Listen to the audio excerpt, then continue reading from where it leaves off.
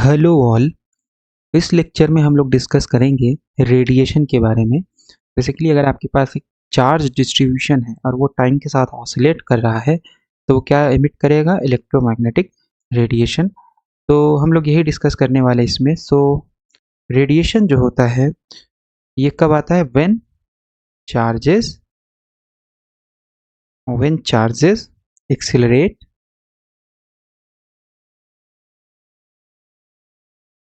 There fields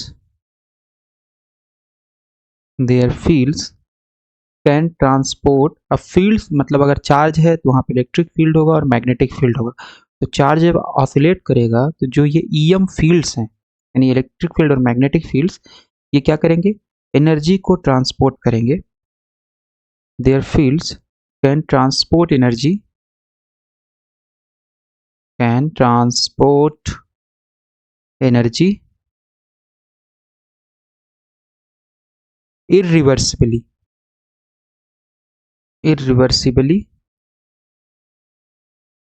out to infinity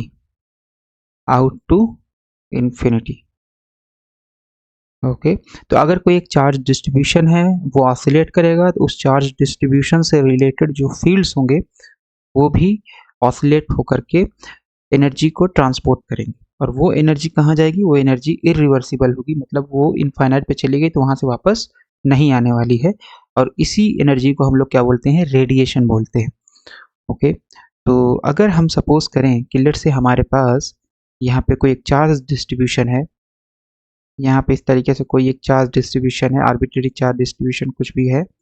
okay. कोई एक charge distribution है यहाँ पे और ये टाइम के साथ ऑसिलेट कर रहा है। So suppose this is your source charge distribution है, इसको हमने सोर्स बोल दिया और ये टाइम के साथ ऑसिलेट कर रहा है। तो अगर इससे रिलेटेड हमें रेडिएशन कैलकुलेट करना है तो वो रेडिएशन हम लोग कैसे कैलकुलेट करेंगे?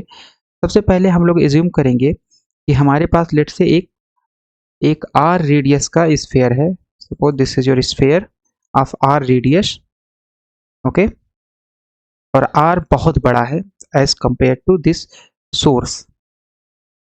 जो आर है, वन सेकेंड, तो जो आर है वो बहुत बड़ा है as compare to the source. तो उस केस में हमारे पास क्या हो जाएगा? तो दिस इज आर, राइट। यहाँ से लेकर के इस जो आपके पास स्फीयर दिख रहा है के सेंटर पे सपोज सोर्स है और ये ऑसिलेट कर रहा है। तो जब ऑसिलेट करेगा तो इससे रिलेटेड पावर क्या होगा? So power is nothing but closed integral of S, यानी ये जो सोर्स है इसका जो पॉइंटिंग वेक्टर है that is denoted by S dot d A. Basically इस सोर्स चार्ज से रिलेटेड जो पॉइंटिंग वेक्टर है या इस सोर्स चार्ज का जो पॉइंटिंग वेक्टर है उसका surface integral around this sphere surface. Okay. So इस स्फीयर सरफेस पे इस सोर्स चार्ज के पॉइंटिंग वेक्टर का closed surface integral S dot d A, जहां पे आपके पास एस क्या होता है? एस आपको पता है, एस होता है आपके पास पॉइंटिंग वेक्टर है। दिस इज पॉइंटिंग वेक्टर से इसे बोलते हैं और इसकी जो वैल्यू होती है 1/μ0 E cross B in SI unit इतना होता है, राइट। जहाँ पे ई क्या है? इलेक्ट्रिक फील्ड है और बी क्या है? मैग्नेटिक फील्ड है। μ0 क्या है? μ0 बेसिकली है आपका permeability, that is 4 pi into 10⁻⁻⁷ है ना, इन एसआई यूनिट इतनी होती है, राइट। तो अगर यहाँ पे हम लोग सब्सटीट्यूट करें तो हमारे पास P की वैल्यू कितनी आ जाएगी? तो P की वैल्यू 1/μ0 रखेंगे तो ये इंटीग्रेशन से बाहर आ जाएगा and this is your S की वैल्यू क्या है? E cross B dot d A. तो डी ए बेसिकली क्या है? आपने इस वाले सरफेस पे जो स्फीयर का सरफेस है इस पे छोटा सा एरिया मान लिया और मान लिया कि यहाँ से आपका पॉइंटिंग वेक्टर का डायरेक्शन इधर है और डी ए का डायरेक्शन इधर होगा कहीं पे परपेंडिकुलर टू द सरफेस। तो इसका एस डॉट डी ए, फिर इस तरीके से हम सब इंटीग्रेशन निकाल लेंगे, right. S dot d a surface integral.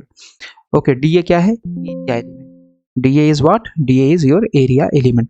The power related to this sphere due to this source is given by 1/μ0 closed surface integral E cross B dot dA, जहां surface आपके पास क्या है? ये R रेडियस का sphere. Okay. सो अब हमें पता है कि जो रेडिएशन में जो पावर यूज होती है या रेडिएशन की पावर जो होती है वो क्या होती है, when your R goes to infinite. आप इनफाइनाइट रेडियस का एक स्फीयर मानोगे और उसमें पावर कैलकुलेट करोगे। तो बेसिकली हमें करना क्या पड़ेगा, ये जो पावर हमने कैलकुलेट किया है इसको हमें रिटार्डेड टाइम कैलकुलेट करके आर गोज टू इन्फिनिटी करना पड़ेगा। So energy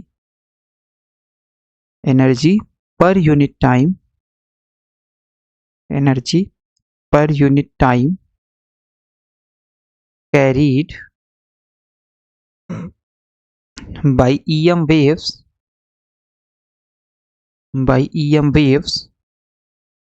that never come back, that never come back।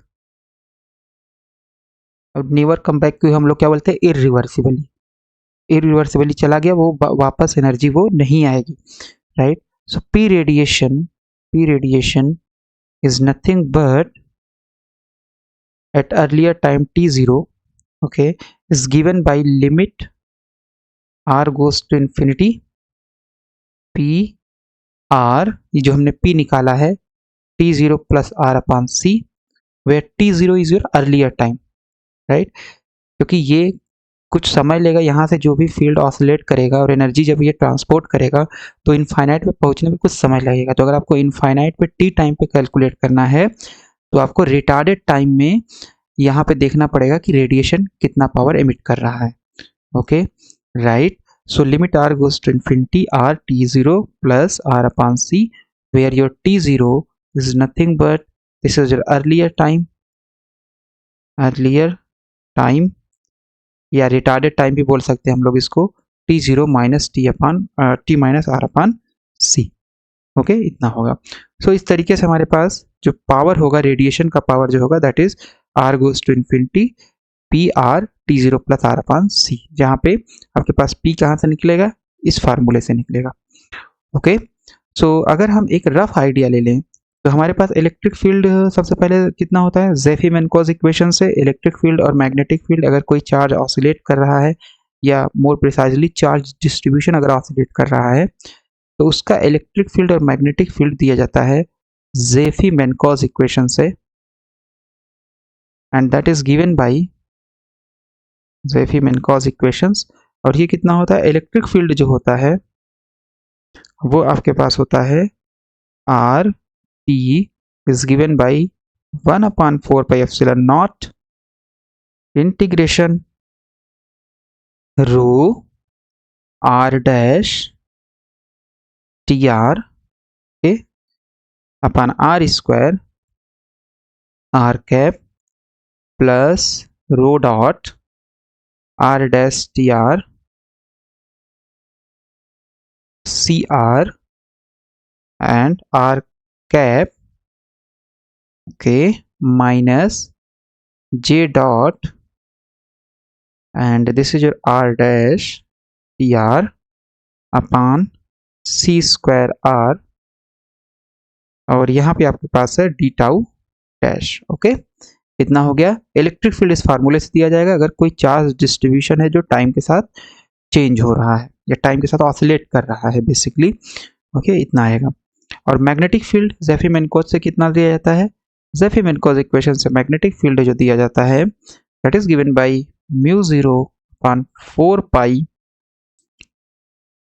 J, okay, R dash T R divided by R square plus J dot R dash T R divided by C R and cross r cap and this is your d tau dash, okay, इतना दिया जाता है। तो अगर हम एक rough idea ले लें तो हमारे पास जस्ट अगर हम डायमेंशनल एनालिसिस करें और लेट्स से आपके पास जो E है, 1 सेकेंड, सपोज E जो है वो आपके पास 1 अपॉन r है ना। यहाँ पे अगर हम ले लें लेट्स से यहाँ पे देखिए अगर, तो E में जो है वो दो फील्ड है बेसिकली, एक 1 अपॉन आर स्क्वायर के प्रोपोर्शनल है और एक 1 अपॉन आर, और ये वाला भी 1 अपॉन आर के प्रोपोर्शनल है, राइट। तो यहाँ पे ये 1/r, ये भी 1/r के प्रोपोर्शनल है। तो अगर हम ये वाला फील्ड ले लें, लेट्स से दिस वन, है ना, तो ये किसके प्रोपोर्शनल है? 1/r, करली आर या स्मॉल आर, क्योंकि डायमेंशनल एनालिसिस हम लोग कर रहे हैं। मैग्नेटिक फील्ड में अगर हम लोग ले लें, तो मैग्नेटिक फील्ड में डायमेंशनल एनालिसिस अगर करें, तो यहाँ भी आपका एक टर्म है जिसमें आर स्क्वायर प्रोपोर्शनल है और एक टर्म है आर के प्रोपोर्शनल। ओके, आर कैप है, इसका मैग्नीट्यूड 1 होगा। Okay, so that means it is just 1/r proportional, this is just 1/r square proportional. तो अगर हम 1/r वाला ले लेंगे, हमारे पास इतना आ जाएगा। And what is S? S जो होगा वो आपके पास हो जाएगा E क्रॉस B, है ना। एस कितना होता है? 1 सेकेंड। सो पॉइंटिंग वेक्टर है E cross B, basically E और B का प्रोडक्ट, वेक्टर प्रोडक्ट। बट क्योंकि हम डायमेंशनल एनालिसिस ले रहे हैं तो हम जस्ट ले लेंगे EB, और ये आ जाएगा आपके पास 1/r स्क्वायर। तो इसका मतलब पॉइंटिंग वेक्टर जो होगा वो प्रोपोर्शनल होगा 1/r स्क्वायर के। अगर आप इलेक्ट्रिक फील्ड और मैग्नेटिक फील्ड इतना ले रहे हो, तो अगर पॉइंटिंग वेक्टर इतने के प्रोपोर्शनल हो गया, तो पावर कितने के प्रोपोर्शनल होगा? पावर आपके पास प्रोपोर्शनल हो जाएगा, पावर आपके पास प्रोपोर्शनल हो जाएगा 1/r स्क्वायर। तो यहाँ s डॉट डी ए होता है, this is your s dot d ए, इतना होता है। तो s हम ले सकते हैं, यहाँ से हमने ले लिया 1/r square. And what is D A? इस फेयर का एरिया ले लेते हैं, सो this is your 4πr square. तो इसका मतलब अगर आपने E 1/r लिया, B 1/r लिया कंट्रीब्यूशन, तो पावर जो आएगा that is your independent of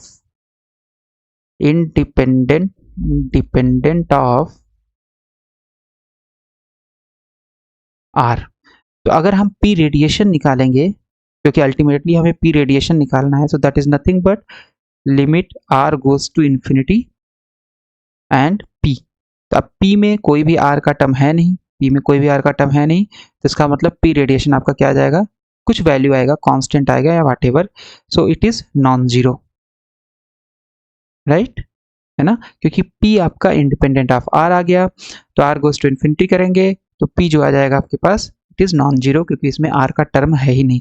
लेकिन अगर हम इसको ले लें, लेट्स से हमने ले लिया E और R में जो कंट्रीब्यूशन है आपका 1/r स्क्वायर, एंड B में जो कंट्रीब्यूशन है ये भी क्या है? 1/r square. तो बेसिकली हमने पहले ये लिया 1/r का कंट्रीब्यूशन, कैलकुलेट किया, पावर रेडिएटेड जो आ रहा है वो नॉन जीरो आ रहा है।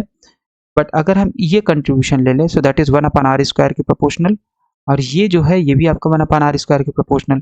तो आपके पास इलेक्ट्रिक मैग्नेटिक फील्ड इतना आ गया, S कितना आ जाएगा? E into B, so this is 1/r की पावर 4। तो इसका मतलब पावर कितना आ जाएगा? ये होता है S D A. So S D A अगर ये है, P हो जाएगा 1/r की पावर 4, और डी ए कितना हो जाएगा? 4πr square. So this is basically 1/r square with some constant.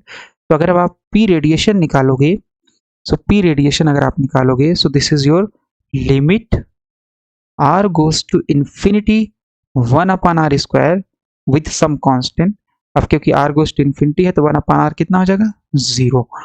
तो अगर आपने कंट्रीब्यूशन 1/r स्क्वायर और 1/r स्क्वायर लिया फील्ड्स का कंट्रीब्यूशन, तो रेडिएटेड पावर कितना हो जाएगा? 0। तो इसका मतलब है कि हमारे पास ये जो फील्ड्स हैं 1/r कंट्रीब्यूशन को, इसको हम लोग बोलते हैं रेडिएशन फील्ड या contribution to radiation. So this is your radiation fields. और यहाँ पे जो आपके पास कंट्रीब्यूशन है ये भी क्या है? Radiation field.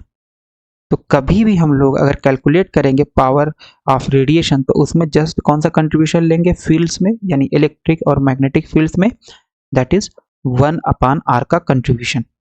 ओके, अब यहाँ पे r कैप है तो r कैप का कंट्रीब्यूशन कितना होगा? दैट इज 1, इसलिए हमने यहाँ पे 1/r लिया था। Okay, that is easy to understand. So ये हमारे पास आ गया रेडिएशन फील्ड। और एक चीज यहाँ पे ये है कि रेडिएशन फील्ड्स के लिए पावर कितना होना चाहिए? फील्ड्स कितना होना चाहिए? That is 1/r proportional. और ये 1/r स्क्वायर है और ये भी 1/r स्क्वायर है। तो 1/r स्क्वायर प्रोपोर्शनल किस में होता है? फील्ड्स में। सो this is your basically Coulombic fields, and this is your Biot-Savart law.